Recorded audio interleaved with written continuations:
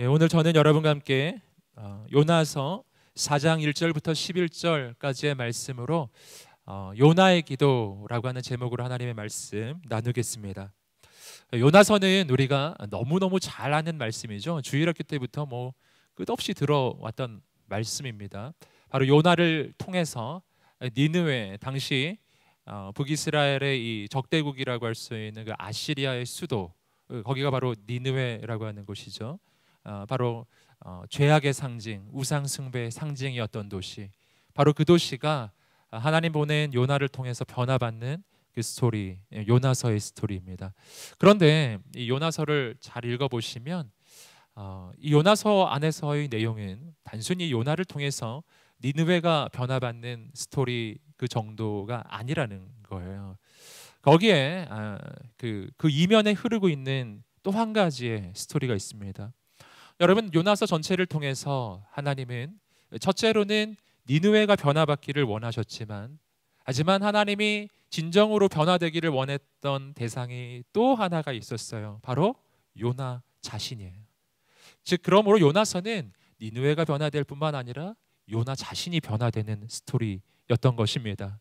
만약 하나님의 뜻이 니느웨라는 도시 하나가 변화되는 것이었다면 사실 요나서는요 3장으로 끝이 났어야 했어요. 왜냐하면 요나서 3장에서 니느웨에 있는 하나님 앞에 회개하고 돌아왔거든요. 끝났잖아요. 미션이 완료됐습니다. 그런데 놀랍게도 요나서는 4장이라고 하는 이 한 장이 더 붙어 있습니다. 이 4장이라고 하는 이 한 장, 이 장은요 니느웨 변화 스토리가 아니에요. 오직 한 가지 목적이에요. 하나님이 요나를 변화시키는 내용이에요. 여러분, 오늘 우리가 읽으셨던 요나서 4장 바로 이야기죠. 여러분, 오늘 말씀이 선포될 때 오늘 이 요나를 향한 하나님의 마음을 우리가 알게 되기를 소망합니다.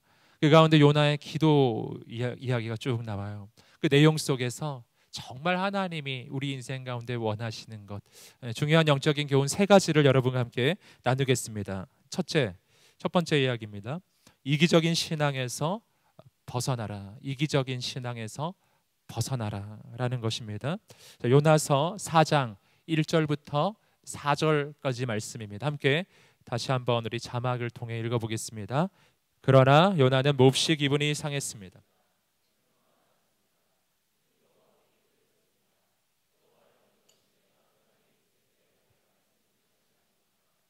이래서 내가 서둘러 다시스로 도망한 것입니다. 주께서는 은혜롭고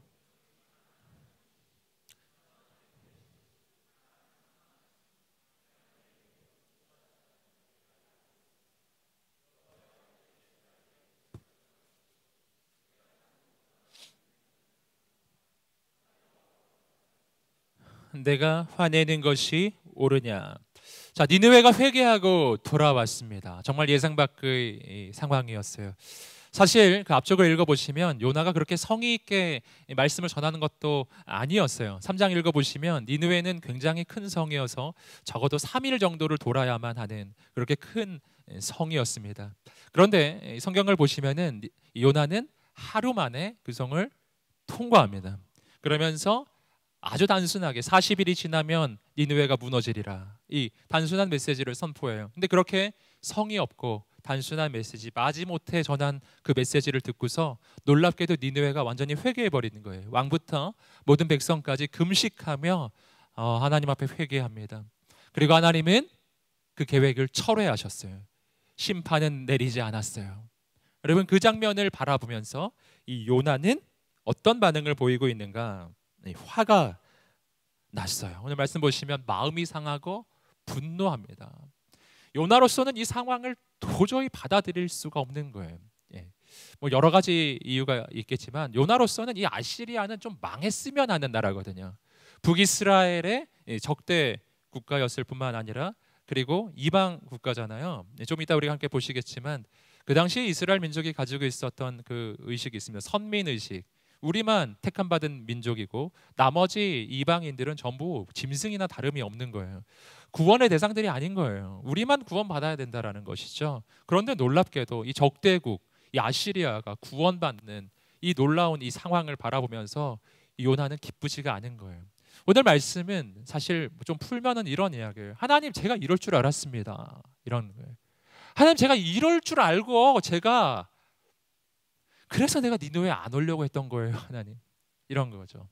그리고 놀랍게도 하나님의 이 성품에 대해서 요나가 말을 합니다. 하나님이 은혜롭고 자비롭고 노하기를 더디하고 재앙을 더디 내리시고, 내가 이렇게 하나님이 좋은 분이신 줄 알았단 말입니다.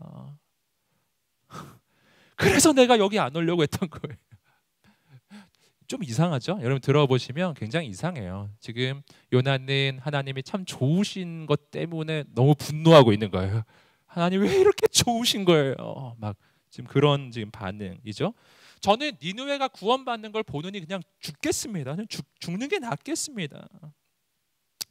여러분 그렇게 화를 낼 때 하나님은 그것에 대해서 받아주지 아니하시고 반문을 하시죠. 하나님이 질문하세요. 내가 화내는 것이 옳으냐? 옳지 않다는 것이죠. 옳지 않다는, 하나님이 지금 지적을 하고 계신 거예요. 여기서 우리는 참 이상합니다. 저는 이 말씀을 읽어볼 때 참 읽을 때마다 참 이상했어요. 왜냐하면 이 상황을 잘 보시면 요나는 하나님과 굉장히 친밀한 관계임에 틀림없어요. 여러분 우리는 하나님의 음성 듣는 거 얼마나 힘들어합니까? 우리 기도하면서 하나님의 음성 듣는 거 되게 힘들어하시잖아요. 그래서 하나님의 음성 듣는 법 강의를 아무리 들어봐도 강의는 들리는데 하나님의 음성은 안 들려요. 그래서 그게 항상 우리의 고민인데, 오늘 말씀을 잘 읽어보시면 요나는 하나님의 음성 들어요. 그거에 대해서 갈등이 없어요. 하나님 말씀하시는 것에 대한 분명한 확신이 있어요. 그렇죠? 그래서 하나님 앞에 막 화도 내요. 하나님, 내가 이럴 줄 알았어요. 그래서 안 가려고 그랬던 거 아니에요? 막 이런 지금 하나님과 꽤 굉장히 친한 관계인 걸 알 수 있고, 하나님 말씀하실 때 바로바로 듣고 바로바로 응답해. 지금 하나님하고 이 정도로 대화되시는 분 여러분 계세요? 어려울걸요. 그런데 이 요나는 그런 사람이에요.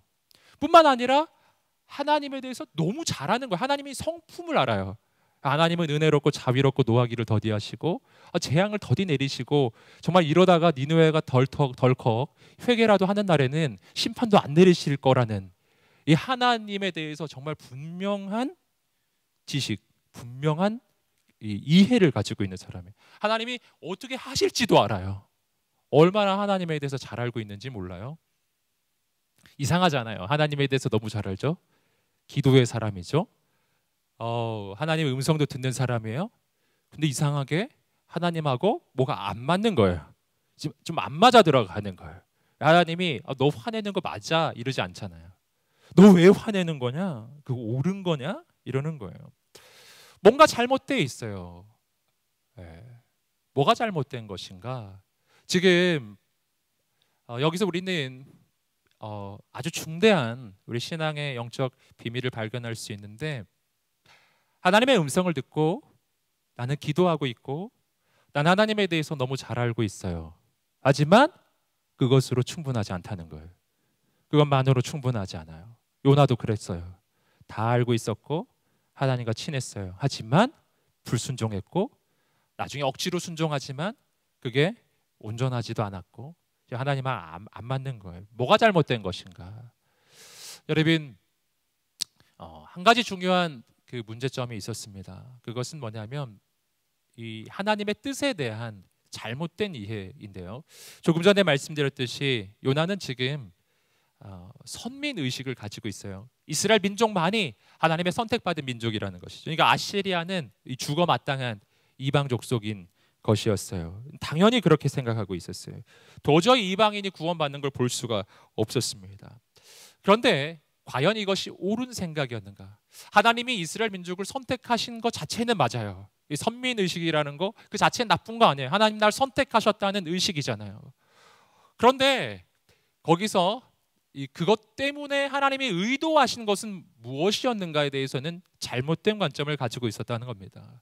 요나는 하나님이 이스라엘만 선택하시고 나머지는 다 심판의 대상으로 여겨주기를 원했고, 즉 나만 구원해주고 하나님이 나에게만 은혜를 베풀어 주시고 우리 민족만 구원해 주시고, 이러한 아주 이기적인 신앙이죠. 오직 자기만 하나님이 바라봐 주기를 원하는 그 관점을 가지고 있었으나, 그러나 하나님이 정말 이스라엘을 선택하실 때 그런 마음으로 선택하셨는가 하는 겁니다. 성경을 보시면 이 하나님께서 바로 이스라엘 민족의 시조가 되는 아브라함을 부르실 때의 장면이 나오는데, 그 장면에서 하나님은 이스라엘 민족을 선택하시고 그리고 그 민족을 통해 이루시는 일이 무엇인지를 직접 말씀해 주셨어요. 함께 창세기 12장 2절 3절 함께 읽어보겠습니다. 2절 3절입니다. 시작.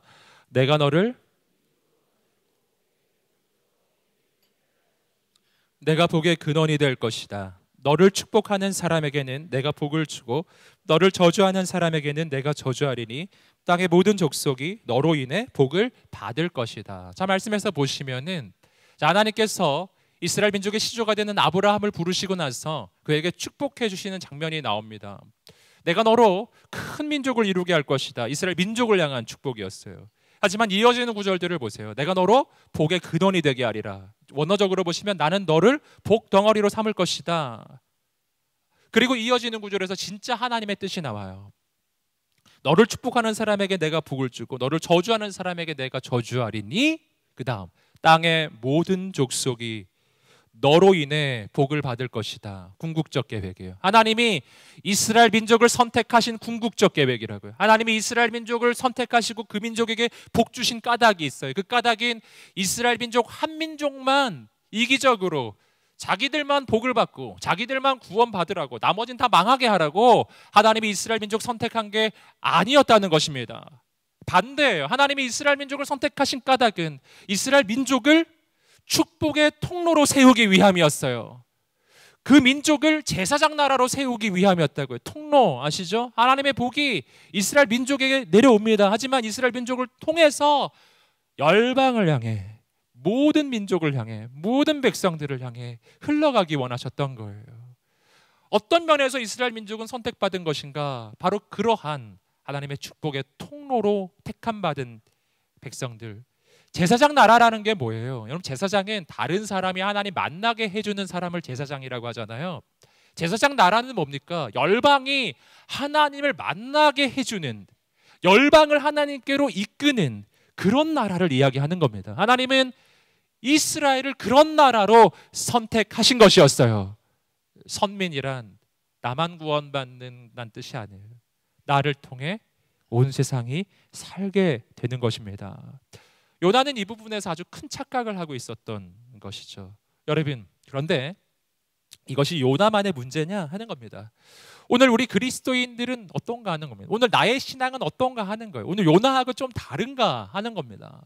여러분, 이스라엘 민족만 선민의식 가지고 있는 거 아니에요? 우리도 그래요. 여러분, 하나님은 창세전에 우리를 택하셨다고 말씀하셨습니다. 하나님은 나를 선택하셨어요. 우리 얼마나 놀라운 영적 확신이에요. 하나님이 나를 선택하셨다는 것은요, 하나님이 내 인생 책임지신다는 것이거든요. 할렐루야, 할렐루야. 여러분, 모두 다 그 마음 가지고 계시죠? 네, 요거 기본으로 가지셔야 되는데 요거 없으면 또 문제예요. 한번 선포해 보세요. 하나님이 나를 선택하셨다.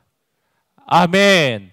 다 그 영적 확신입니다. 내 인생의 기초거든요. 그런데 이게 살짝 빗나가면 이렇게 돼요. 이렇게 생각하는 거예요. 하나님이 나만 선택하셨다.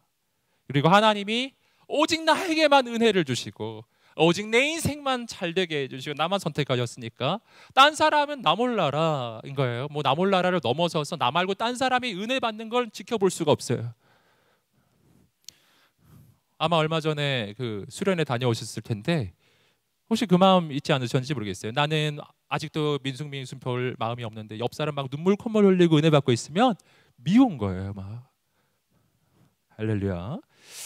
네, 여러분 안 그러신 것 같네요. 보니까 막 나 말고 딴 사람 은혜 받는 걸 그걸 못 보겠어요. 나 말고 딴 사람이 기도 응답 받는 거 보면 막 마음이 힘들어지고 어려워지는 거예요. 오직 하나님이 나만 은혜 베풀어 주시고 나만 구해 주시고 나만 선택하셨고 자꾸 이렇게 생각하는 거예요. 여러분, 이런 것을 신앙은 신앙인데 이기적인 신앙이라고 할 수 있습니다. 이 신앙생활을 할 때 이럴 수 있느냐? 이럴 수 있어요. 정말 이런지 안 이런지는요, 내 안에 나 말고 다른 사람의 인생이 잘 될 때, 나 말고 다른 사람이 축복받을 때 내 마음이 어떤가를 보면 나한테 이런 마음이 있는지 없는지 알 수 있습니다. 여러분, 하나님이 물어보세요. 그래서 네가 화내는 게 옳으냐? 네가 화내는 게 옳으냐? 아니 아시리아가 잘 되는데 네가 화를 내고 있네? 옳은 것이냐? 여러분, 옳지 않다고 말하는 거예요. 오늘 하나님께서는 우리를 영적인 이스라엘로 세워주신 줄 믿습니다. 하나님은 나를 선택하셔서 분명 내 인생을 책임지실 거예요. 여러분, 그러나 하나님이 나를 선택하신 까닭은 나를 통해 또 다른 영혼을 살리기 위함인 줄 믿습니다. 여러분, 한 사람 한 사람이 하나님의 축복의 통로가 되시기를 주님의 이름으로 축복합니다. 온 세상을 향한 하나님의 마음을 품게 되기를, 한 영혼을 향한 그 주님의 마음을 품게 되기를 주님의 이름으로 축복합니다. 두 번째, 비교의식에서 벗어나라. 비교의식에서 벗어나라. 함께 요나서 4장 5절 말씀 함께 읽어보겠습니다. 5절입니다. 시작. 요나가 성읍 밖으로 나가 그곳에 초막을 짓고서 그늘 아래서 그 성읍에 무슨 일이 일어날지 알 때까지 앉아 있었습니다. 하나님이 질문하셨죠. 네가 화내는 게 옳은 것이냐? 요나는 답을 하지 않아요. 본인은 옳다는 거죠. 내가 지금 화나는 게 당연하다고 이야기하는 거예요. 그리고 성읍 바깥으로 나갑니다. 그리고 그 성읍의 이 동쪽의 자리를 잡고 초막을 짓고 이제 이 니느웨에 무슨 일이 일어날지 관찰하는 것이었어요. 혹시라도 니느웨에 심판이 임하지 않을까 하는 기대. 40일이 지나면 이 니느웨 무너진다고 그랬는데 진짜 정말 하나님께서 정말 심판 혹시 주실까 해가지고요. 선지자 측은 좀 이상해요. 아무튼 혹시 구원받을까 이걸 기대하는 게 아니라 혹시 망할까 싶어서 이렇게 지켜보려고 밖에 초막을 지었습니다. 요나는 정말 아시리아가 구원받는 게 싫은 거예요. 정말 아시리아가 망하기를 원하는 거예요. 그걸 이렇게 이 마음을 그 첫 번째 우리가 함께 보았던 것은 선민의식, 이기적 신앙으로 보았고요. 또 한 가지 차원으로 이 부분을 볼 수 있습니다. 그것은 비교의식이라고 할 수 있어요. 비교의식이라는 게 뭡니까? 저 사람과 나를 비교하는 거예요. 그래서 저 사람이 안 돼야 내가 잘 될 거라고 여기는 것이죠. 반대로 저 사람이 잘 되면 내 인생이 안 될 거라고 보는 거예요. 여러분, 사실은 아시리아라고 하는 대상은 사실은 그렇게 생각할 만한 대상이었죠. 그 당시에 아주 일어나고 있는 그 제국이었고 실제로 북이스라엘은 바로 이 아시리아에게 망하게 되거든요. 결국에는 그렇게 됩니다. 그렇기 때문에 이 요나라고 하는 선지자가 봤을 때는요, 저 아시리아는 정말 망해야 할 나라인 거예요. 저 나라가 잘 되면 우리나라가 안 되고 저 나라가 망해야 우리나라가 안전할 거라고 여기는 것이었어요. 여러분, 이 생각이 맞냐라는 것입니다. 이런 생각이 너무 맞는 것 같죠? 여러분, 우리 안에도 그런 마음이 있지 않나요? 우리는 늘 경쟁 구도 속에 살고 있어요. 저 사람이 안 돼야 내가 되고 저 사람이 되면 나는 안 될 거라고 늘 경쟁 의식 속에서 우리는 그렇게 살아가면서 그러면서 너무나 힘들어하고 비교하며 열등감에 빠지고 비교하며 교만해지는 게 우리 인생인데, 그런데 이러한 비교 의식에 대해서 성경 전체는 잘못된 것이라고 이야기하는 겁니다. 자, 북이스라엘과 이 아시리아의 관계만 놓고 한번 생각해 봅시다. 정말 요나가 생각하는 것처럼, 그 당시 많은 이스라엘 백성들이 생각했던 것처럼 아시리아가 강해지기 때문에 북이스라엘이 망하게 될까요? 사실은 진짜 북이스라엘이 아시리아에 망하는 건 맞아요. 하지만 그렇게 망했을 때에 하나님께서 친히 직접 왜 북이스라엘이 망했는지 말씀해 주신 장면이 있어요. 열왕기하 17장 7절 8절입니다. 열왕기하 17장 7절 8절 함께 읽어보겠습니다. 시작. 이 모든 일은 이스라엘 자손이 바로의 손에서 벗어나게 해주신 자기들의 하나님 여호와께 죄를 지었기 때문에 일어난 것입니다. 또 그들이 다른 신들을 경외하고 여호와께서 이스라엘 자손들 앞에서 쫓아내신 나라들의 관습과 이스라엘 왕들이 행한 잘못들을 그대로 따라 행했기 때문입니다. 보셨죠? 여러분, 말씀에서 보시면은 이 북이스라엘이 망한 이유는 아시리아가 강하기 때문이라고 하나님 말씀하지 않으셨어요. 반대로 이 북이스라엘이 약하기 때문에 망한 거라고도 말씀하지 않으셨어요. 뭐 때문에 망했다고요? 죄 때문이었어요. 너희가 하나님 앞에서 죄를 저질렀기 때문에, 저 이방 민족을 따라서 우상 숭배를 저질렀기 때문에 그래서 망한 거야. 무엇이 내 인생을 망하게 하는가? 아시리아가 망하게 하는 게 아니에요. 나의 경쟁자가 나를 망하게 하는 게 아니라고요. 나는 늘 내 대적이 날 망하게 한다고 생각해요. 저 원수가 나를 망하게 한다고 생각하고, 내 상황이 내 인생을 망하게 하고, 내 현실이 나를 망하게 한다고, 내 인생을 바라보면 늘 그렇게 비교의식 속에서, 늘 열등감 속에서 허덕이는 인생을 산다는 겁니다. 여러분, 오늘 우리는 하나님의 음성을 들어야 합니다. 북이스라엘이 망하는 이유는 아시리아 때문이 아니에요. 북이스라엘 자신 때문이었어요. 여러분, 성경을 보시면은 이 이스라엘 백성들은요, 절대로 약해서 전쟁에 패배하는 경우는 없었습니다. 또 반대로 이스라엘 민족이 강하기 때문에 승리하는 경우도 없는 거예요. 여러분, 이스라엘 민족이 전쟁 가운데서 경험하는 이 승패는 언제나 뭐에 의해서 결정되었냐면은 바로 이스라엘 민족이 하나님 앞에서 온전히 서 있는가, 정말 하나님 경외하는가, 이것에 따라 결정된 거예요. 정말 믿음으로 나가고 있는가, 이것에 따라서 결정되었습니다. 이스라엘 민족은요, 이 군대가 아무리 숫자가 적어도 하나님의 말씀을 붙잡고 믿음으로 나아갈 때 그 어떤 대적에게도 승리하였습니다. 우리 그거 아시잖아요. 기드온의 300용사. 기드온의 300용사는 13만 5천의 미디안의 군대를 격파했습니다.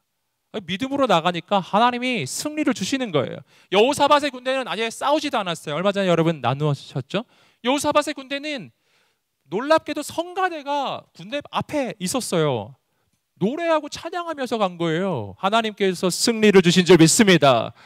여러분, 이스라엘 민족인 전쟁의 승패가 이 사람의 많고 적음에 달려 있는 게 아니었어요. 오직 하나님께 달려 있었습니다. 여러분, 비교의식에서 벗어나십시오. 내 인생이 안 되는 이유는 나의 대적 때문이 아니에요. 내 원수 때문이 아니에요. 반대로 내 인생이 잘 되려면 나의 대적과 나의 원수가 망해야 내가 잘 되는 것도 아니에요. 여러분, 내가 하나님 앞에 바로 서 있으면, 내가 하나님의 손에 붙잡히면, 여러분, 내 앞에 여리고 성이 있을지라도 그 여리고 성이 무너질 것입니다. 하지만 여러분 잘 아시잖아요.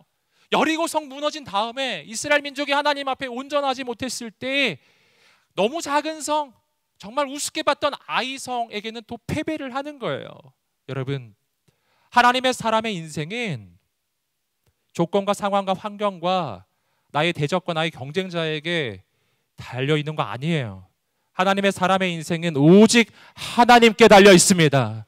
천만인이 나를 둘러싸 진을 치고 나를 애워싸고 나에게 두려움을 주고 있을지라도 내 인생이 하나님의 손에 붙잡히면 나는 그 가운데서도 살아날 것입니다. 그 가운데 길이 열릴 것입니다. 홍해가 내 눈앞에 가로막고 있을지라도, 뒤에 있는 애국 군대가 쫓아오고 있을지라도 하나님이 그곳에 임하시고 내가 하나님 바라보면 홍해 사이로 길이 열릴 줄 믿습니다. 하나님의 사람은 그렇게 사는 거라고요. 여러분, 언제까지 경쟁자만 보겠어요? 언제까지 원수만 보겠냐고요? 언제까지 대적만 바라보겠어요? 언제까지 사람 보고 있겠어요? 저 사람만 없어지면, 저 인간만 사라지면, 이 문제만 없어지면 내 인생이 잘 될 텐데, 반대로 저 인간이 있었기 때문에, 그 문제 때문에, 이 현실 때문에, 이 조건 때문에 내 인생이 이렇게 됐다고 늘 한탄하고 원망하고. 여러분, 진짜 문제는 그거 아니었어요. 진짜 문제는 내가 하나님을 안 붙잡았던 게 문제였던 거예요. 여러분, 우리가 하나님을 붙잡지 않을 때 일어나는 현상들입니다. 그래서 성경을 보시면은 가인과 아벨의 제사 스토리가 나오잖아요. 여러분, 아벨의 제사를 하나님이 받으시고 가인의 제사를 하나님이 안 받으셨잖아요. 그때 가인이 화가 났어요. 이 죄인들의 특징은 화가 자꾸 나요. 화가. 요즘 화 좀 나십니까? 여러분 성경을 보시면 하나님의 사람인 그런 걸로 화내지 않아요. 가인은 화가 났어요. 그리고 이런 생각을 합니다. 저 아벨만 없어지면 하나님이 나의 제사를 받으시겠지. 그리고 진짜 아벨을 죽여버려요. 맞는 접근이냐 하는 거죠. 이게 맞아요? 안 맞다라는 걸 알아야 돼요. 여러분, 하나님이 가인의 제사를 받지 않았던 까닭은 아벨이 있었기 때문이 아니라 가인이 하나님 앞에 바로 서 있지 않았기 때문이에요. 가인의 그 예배 자체가 하나님 앞에 온전하지 않았기 때문에 하나님이 안 받으신 거예요. 아벨하고 아무 관계가 없어요. 아벨이 있건 없건 무슨 관계? 아무 관계가 없는 거예요. 여러분, 사울 왕은 늘 다윗만 바라봐요. 다윗만 없어지면, 다윗만 좀 사라지면 내 왕위가 보존되겠지. 평생 다윗만 쫓아다닙니다. 비교의식 속에서 아주 죽을 지경이에요. 여러분, 그런데 그의 왕위는 다윗이 결정하는 게 아니었어요. 그걸 그가 몰랐습니다. 다윗이 있건 없건 뭘 하건 무슨 상관이에요. 하나님이 지켜주시면 여러분, 누가 나를 흔들겠습니까? 하나님이 나를 지켜주시는데 누가 나를 쓰러뜨리겠냐고요. 사울 왕이 진짜 주목해야 하는 것은 경쟁자가 아니었다니까요. 하나님이셨어요. 여러분, 요나는 자꾸 아시리아만 보는 거예요. 저 니느웨가 망해야 되는데, 저 니느웨가 망해야 되는데. 아니에요. 아무 상관없어요. 니느웨가 망해도 북이스라엘이 하나님 앞에 온전히 서지 않으면 북이스라엘은 망하는 거예요. 아시리아에게 안 망하면 바벨론에게 망하고, 바벨론에게 안 망하면 이집트한테 망하고. 여러분, 아시리아만 문제겠어요? 여러분, 문제는 우리 문제 본질을 진정 알아야 합니다. 조건, 상황, 환경, 사람, 대적, 원수, 늘 그런 것만 바라보지 마시고 오늘 우리가 진정 바라봐야 할 것은 하나님, 바로 그분이십니다. 여러분, 원수에 대해서 어떻게 해야 하는가? 원수를 없애려 들지 마라. 하나님 말씀하시는 거예요. 원수 갚는 건 나에게 있는 것이니 너는 하나님의 사람이 되어라 라는 거예요. 로마서 12장 19절부터 21절까지 원수를 대하는 법 한번 읽어보겠습니다. 시작. 사랑하는 형제들이여,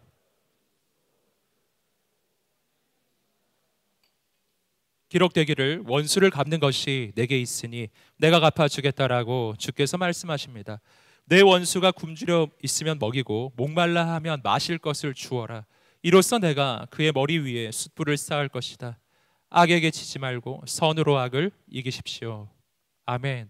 원수 갚는 건 하나님께 있는 거예요. 너는 그러지 말아라. 하나님 말씀하시는 겁니다. 요나가 마찬가지죠. 니느웨가 망하기를 원하는 마음은 알겠는데 그거 네가 하려고 하지 말아라. 넌 그냥 하나님의 부르심을 따라가라. 넌 선의 편에 서라. 너는 너의 원수를 축복하는 자가 되어라. 진정 원수 갚는 일, 진정 심판은 하나님께 있는 것이다. 할렐루야. 여러분, 니느웨는 이때는 구원을 받지만 여러분, 이로부터 100여 년이 지난 후에 망합니다. 왜냐하면 회개가 일시적이었거든요. 아시리아는 망합니다. 요나가 애쓰지 않아도, 요나가 어떻게 안 해도 돼요. 요나는 그냥 하나님 말씀만 따라가면 되는 거예요. 아니, 이러다가 니느웨가 회개하면 어떡하지? 이런 생각 안 해도 돼요. 니느웨는 니느웨의 길을 가는 거예요. 그리고 나는 나의 길을 가는 거예요. 여러분, 오늘 우리는 오직 하나님만 바라보는 것입니다. 옆 사람이 뭘 하든, 은혜를 받건 뭘 하건 무슨 상관이에요. 할렐루야. 네. 주님만 따라가는 여러분 되시기를 주님으로 축복합니다. 이제 원수 묵상을 그만하세요. 네. 여러분의 대적 묵상은 이제 내려놓으세요. 하나님을 바라보세요. 세 번째는 하나님의 마음을 구하라.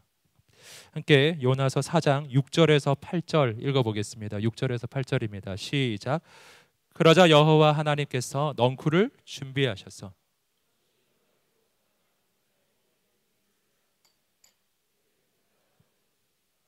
요나는 넝쿨 때문에 기분이 아주 좋아졌습니다. 그러나 다음 날 새벽에 하나님께서는 벌레를 보내 그 벌레가 넝쿨을 씹어먹게 하시니 넝쿨이 시들어 버렸습니다.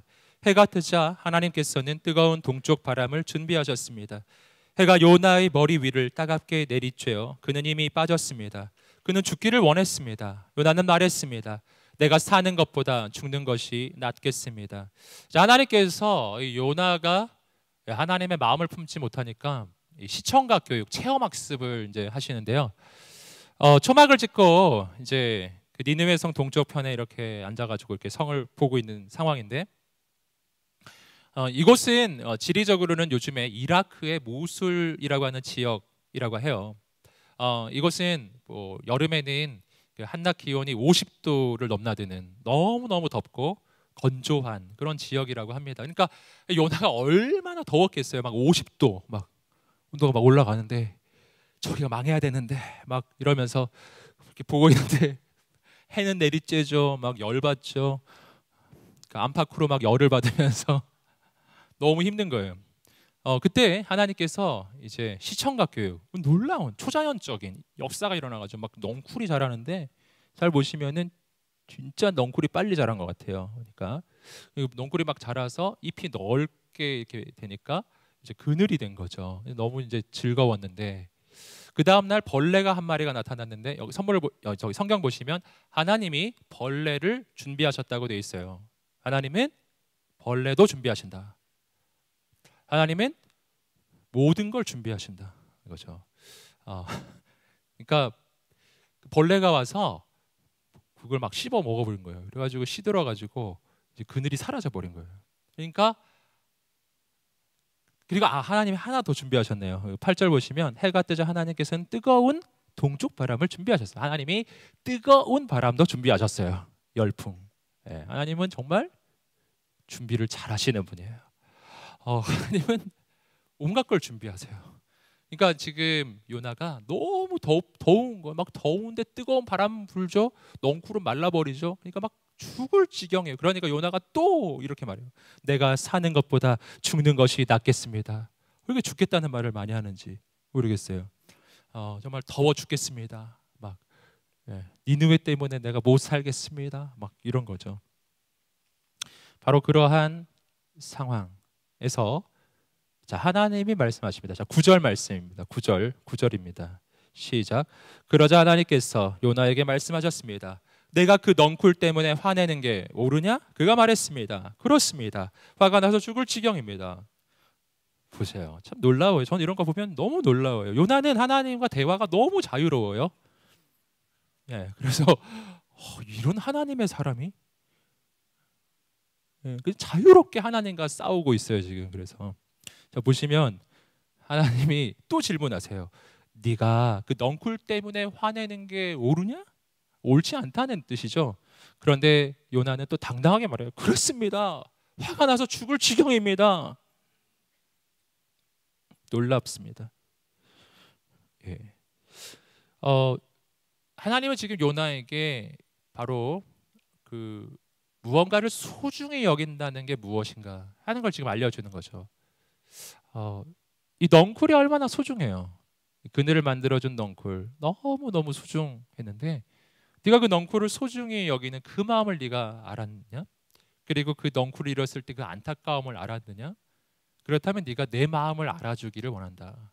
하나님이 이제 결론적으로 해주시는 하나님의 말씀, 하나님 알았으면 하는, 지금 요나가 알았으면 하는 하나님의 마음을 10절 11절에서 말씀해 주십니다. 읽어보겠습니다. 시작. 여호와께서 말씀하셨습니다. 내가 가꾸지도 않고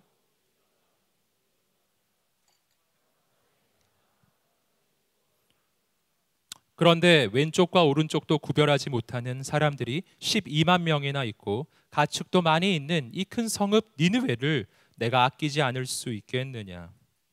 그렇죠. 네가 이 넝쿨 하나, 네가 기르지도 않은, 심지도 않은 넝쿨 하나를 그렇게 아꼈는데, 내가 지금 좌우를 분별하지 못하는 사람이 12만 명이나 있고, 여기서 이제 이 부분의 의미는 뭐냐면 좌우를 분별하지 못하는 이들이라는 게 이 어린이들을 가리키는 거라고 해요. 그러니까 어린이만 해도 12만 명. 그러니까 어른 다 합치면 약 60만 명 정도 있었던 도시로 추정됩니다. 이렇게 많은 수많은 영혼들이 있고 가축도 많은 이 성을 내가 아끼는 것이 당연하지 않냐. 여러분, 여기서 우리는 이 하나님이 요나에게 원하시는 것을 알게 되는 거예요. 여러분, 하나님은 요나가 이 하나님의 마음을 알게 되기 원해요. 하나님의 마음을 함께 품기를 원해요.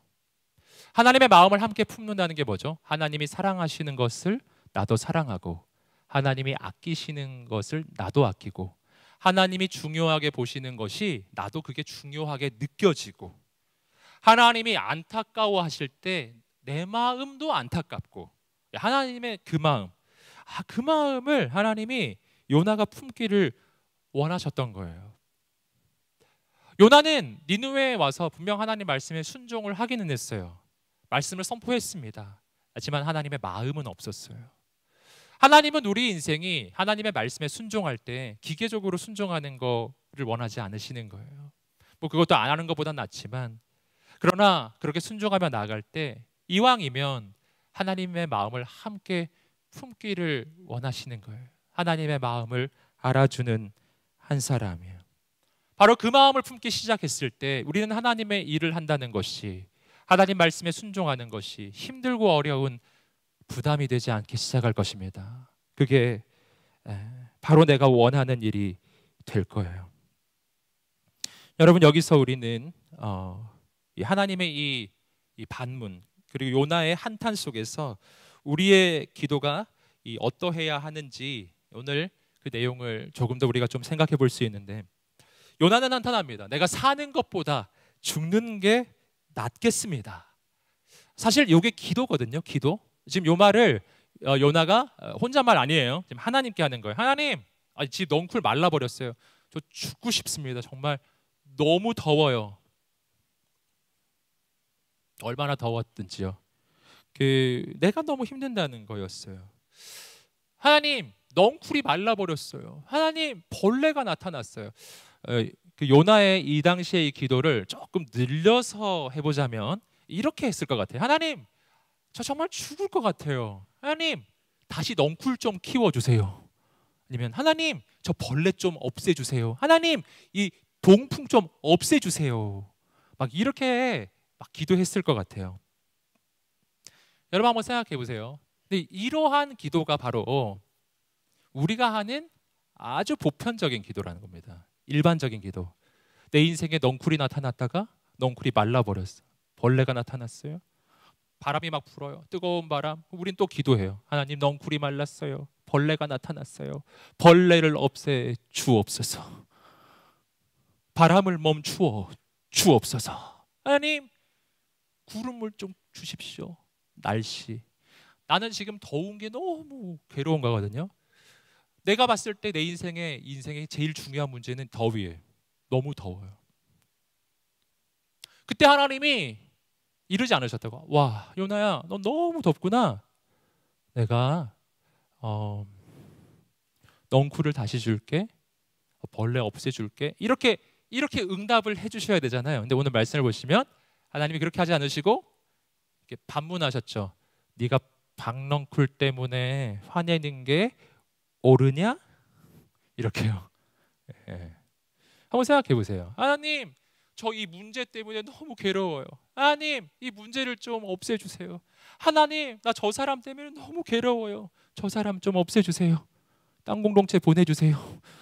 뭐 이런 기도를 만약에 우리가 했다고 한번 쳐봅시다. 우리 보통 기도가 그런 류니까요. 하나님, 제발 이 문제 속에 날 건져주세요. 하나님, 정말 사는 것보다 죽는 게 나아요. 그때 하나님이 나에게 오셔서 이렇게 물어보시는 거예요. 네가 화내는 게 옳으냐? 네가 그 문제 때문에 화내고 있는데 그게 옳은 거냐? 이렇게 질문하신다면 갑자기 당황스럽죠? 예. 지금 요나는 그런 상황을 당하고 있는 거예요. 와, 나 이거 되게 문제였는데 하나님 이거 화내는 게 안 맞다고 하시네. 여러분, 여기서 우리는 요나가 기도를 안 하고 있는 게 아니라는 사실을 보셔야 돼요. 요나는 기도를 하는 거예요. 넝쿨 때문에, 더위 때문에 정말 간절히 매달리는 거예요. 정말 죽을 각오로 기도하는 거죠. 여러분, 그런데 기도를 한다고 능사가 아니라는 것을 우리가 보시는 겁니다. 기도를 하고 있다고 해서 그게 맞는 건 아니에요. 하나님 반문하실 수 있어요. 아니, 그렇게 말하는 게 맞냐? 이렇게요. 여러분, 하나님이 원하시는 기도, 지금 하나님이 요나에게 원하시는 기도는 뭐였을까? 자, 전체 맥락을 다시 한번 되짚어 봤을 때 진짜 하나님이 원하시는 기도는 이런 기도죠. 하나님, 이 모든 상황을 통해서 내게 들려주실 말씀이 무엇입니까? 이렇게요. 하나님의 음성을 구하는 기도, 하나님의 뜻을 구하는 기도가 사실은 지금 요나가 했어야 했던 기도라는 거예요. 하나님, 넝쿨은 말랐고 벌레가 나타나고 뜨거운 바람은 불고 있습니다. 하나님, 이 모든 것이 주의 손에 있는 것인데 주님, 이 모든 것을 통해 오늘 나에게 무엇을 말씀하기 원하시는 겁니까? 주님, 하나님의 마음을 알게 해주세요.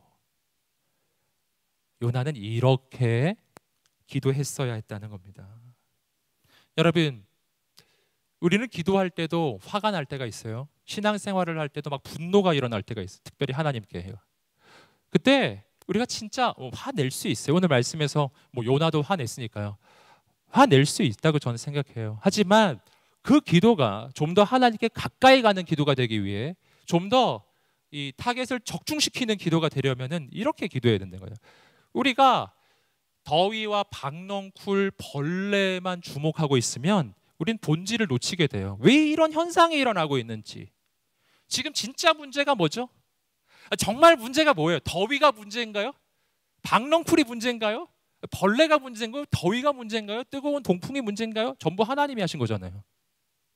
진짜 중요한 건 내가 지금 하나님의 마음을 아는 거예요. 내 인생을 향한 하나님의 뜻을 아는 거라고요. 진짜 하나님의 사람의 반응이에요.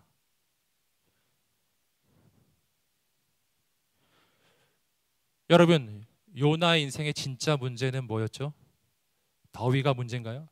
벌레가 문제인가요? 뭐가 문제였어요? 요나 인생의 가장 핵심적인 문제는 그가 부딪히고 있는 현실과 상황이 아니에요. 요나 자신이 문제인 거예요. 요나 자신이. 내가 문제 그 자체였어요. 요나 자신이 바로 문제였다고요. 하나님의 마음을 품지 못했던 요나, 하나님 앞에 온전하게 순종하지 않았던 요나, 그게 문제였잖아요. 그게 진짜 문제였잖아요. 여러분, 다시 한번 이 요나서를 다시 되짚어서 생각해 보세요. 만약 요나가 처음에 하나님의 마음을 품었다면, 처음에 하나님의 그 마음, 바로 니느웨를 사랑하시는 하나님, 한 영혼을 사랑하셔서 정말 어떻게 해서더라도 그 영혼을 주께 돌아오게 하려고 살리려고 애쓰셨던 그 하나님의 마음, 정말 자비롭고 은혜롭고 노하기를 더디하시고 재앙을 내리시기를 더디하시고 끝까지 기다려주시는 그 하나님의 그 마음을 진정으로 요나가 처음에 알았다면 요나는 이러한 일을 한 가지도 겪지 않았을 것입니다. 그냥 하나님 말씀하실 때 니느웨로 가라. 네, 주님, 가겠습니다. 바로 갔으면 물에 빠질 일이 있어요? 큰 물고기에 먹힐 일이 있냐고요. 그러면 안 당해도 될 일을 당한 거예요. 그리고 니느웨에 가서 하나님의 마음으로, 거기 있는 영혼들 사랑하는 마음으로, 정말 진심으로, 정말 마음을 다해 말씀을 선포하고 하나님의 메시지를 전했다면 동일하게 니느웨는 회개했을 것입니다. 그리고 나서 진정 하나님의 마음을 품은 사람이었다면 그 회개하고 돌아오는 모습을 보면서 기뻐하지 않았겠어요? 하나님, 이들이 돌아왔어요. 하나님 만났어요. 하나님 너무 기뻐요. 하나님, 정말 하나님 이 놀라운 일에 저를 보내주셔서 감사해요. 그리고 지금쯤 요나는 뭘 하고 있었어야 했을까요? 니느웨에서 바이블 아카데미 하고 있어야죠. 지금. 네? 그리고 예배 시작해야죠. J4U 공동체 이런 거 이제 해서 정말 그랬다면 니느웨에 얼마나 놀라운 부흥이 일어났겠어요. 그러면 얼마나 놀라운 일이 지금 일어나고 있었겠냐고요. 여러분,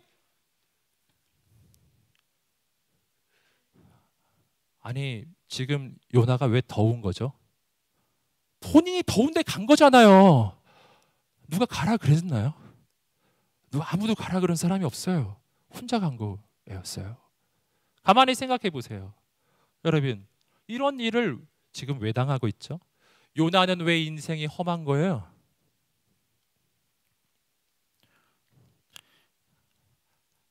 하나님의 마음을 품지 않은 거예요. 하나님 앞에 온전하지가 않은 거예요. 여러분, 그래서 하나님이 질문하시는 겁니다. 네가 화내는 게 옳으냐? 이렇게요. 2번 반복하셨어요. 네가 화내는 게 옳으냐? 네가 이 박넝쿨 때문에 화내는 거 옳으냐? 너무 이상하다. 하나님 보시기엔 정말 이상하다. 너 왜 이런 걸로 분노하니? 왜 이런 걸로 화내는 거니?